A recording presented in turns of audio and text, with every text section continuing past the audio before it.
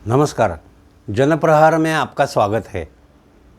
कल और आज के दिन देश में प्याज की कीमतों को लेकर बड़ा बवाल चल रहा है। मार्केट में उधम मची हुई है। इसकी वजह सिर्फ इतनी बताई जा रही है कि केंद्र सरकार ने प्याज की निर्यात पर पाबंदी लगा दी है। वो पाबंदी लगाने से प्याज प्रोड्यूसर किसानों को बड़ी दिक्कत का सामना करना पड़ रहा है।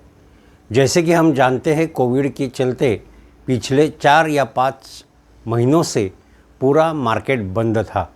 अभी अनलॉक की प्रोसेस शुरू हो गई है और दिन ब दिन मार्केट में उछाल आने लगा है।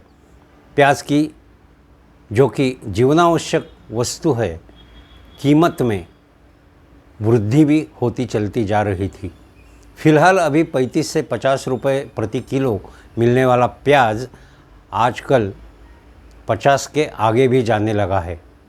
जैसे ही बारिश का सीज़न ख़त्म हो जाता है, मौसम कम होता जाता रहे, प्याज की प्रोडक्शन बहुत ज़्यादा हो जाती है।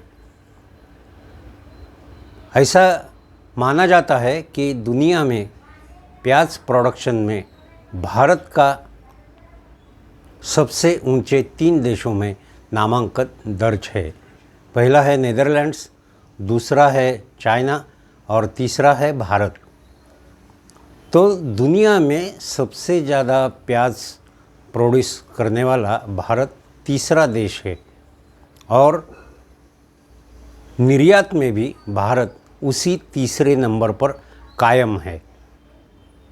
भारत का विचार करें तो भारत में कम से कम 10 से 12 राज्यों में प्याज का प्रोडक्शन लिया जाता है और उनमें सबसे ज़्यादा प्याज का प्रोडक्शन महाराष्ट्र 1 नंबर पे, दूसरे नंबर पे मध्य प्रदेश, तीसरे नंबर पे आंध्र प्रदेश। ये पश्चिमी और मध्य भारत के राज्य है। अब जैसे कि आप सब जानते हैं, महाराष्ट्र प्याज के लिए बहुत जाना जाता है।